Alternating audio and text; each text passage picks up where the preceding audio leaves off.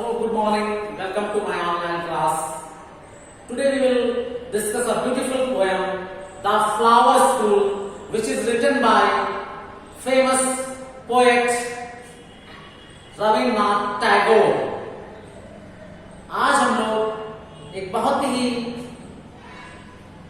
रोचक कविता जिसका शीर्षक है द फ्लावर स्कूल, जिसे रविन्द्रनाथ टैगोर ने लिखा है, उसके बारे में पढ़ेंगे।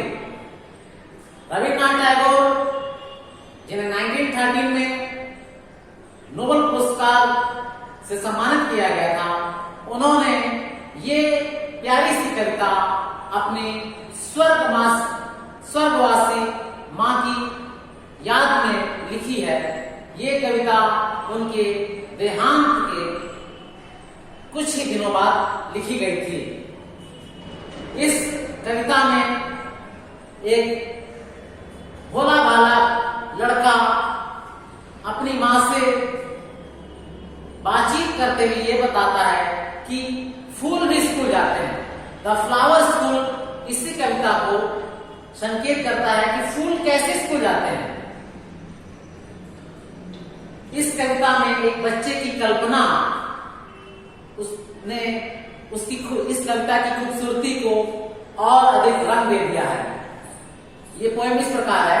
When storm cloud rumble in the sky, जब स्टॉर्म क्लाउड्स मतलब तूफानी बादल रंबल गरजते हैं इन द स्काई आकाश में, जब तूफानी बादल आकाश में गरजते हैं, and June showers come down, और जून के महीने में मानसून घनाघोर बारिश होती है। The moist east wind comes marching over the heat, the moist east wind, और फिर पूर्वी हवा जिनमें नमी होती है कदम ताल करती हुई उन बंजर इलाकों के ऊपर से बहती हुई, उन बांस के जंगलों के ऊपर से गरजती हुई एक सुरीली आवाज पैदा करती हैं। Then crowds of flowers come out of a sudden, फिर अचानक इन आंधी तूफानों में बादलों की में से अनेक प्रकार के फूलों की बौछार होती है या फूल अचानक निकल आते हैं। And from nobody knows where, और कोई भी नहीं जान पाता कहां से। And dance upon the grass in wide green, और इन घास के भरे हुए मैदानों में उन्मुक्त प्रसन्नता पूर्वक गीत गाते हैं। मदर, लड़का कहता है माँ, I really think the flower go to school underground, underground यानी जमीन के नीचे।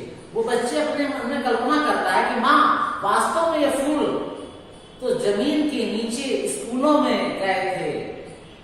दे do their lessons with those such, और वहां पर उन्होंने इन फूलों ने जमीन के नीचे क्लास में बंद दरवाजा था, जमीन जो कि बंद रहती है उसके नीचे इन्होंने दफन होकर पढ़ाई की। And if they want to come out to play before it's time, और जब ये फूल समय से पहले बाहर अगर आते हैं तो इनके टीचर या master makes them stand in the corner, उन्हें कोने में खड़ा कर देते हैं।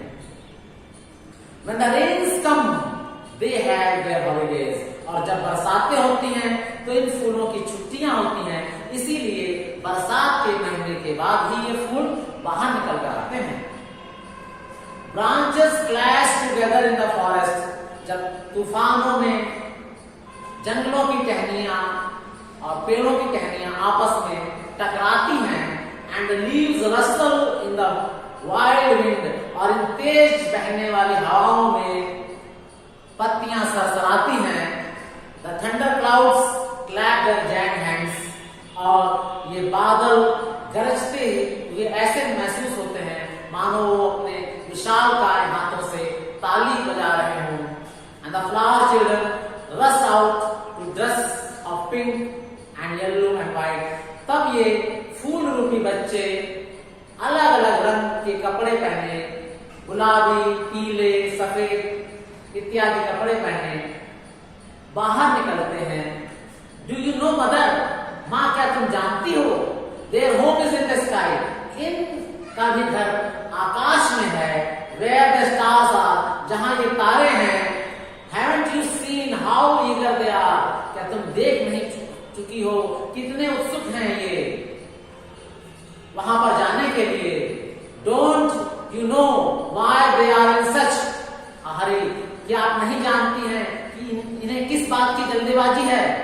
ऑफ कोर्स, बेशक, I can guess to whom they raise their arms, मैं जानता हूं कि ये फूल जो कि बढ़ रहे हैं, यानी कि अपने हाथ फैला रहे हैं आकाश की ओर, ये इशारा कर रहे हैं अपनी माँ की ओर। और इनकी माँ भी, इन फूलों की माँ भी मेरी माँ की तरह ही आकाश में है। मैं भी उसी की चाहत में अपने हाथ फैला रहा हूं। इस मार्मिक कविता में आपको कैसी लगी इसे आप कमेंट बॉक्स में जरूर लिखिएगा। Till then good bye.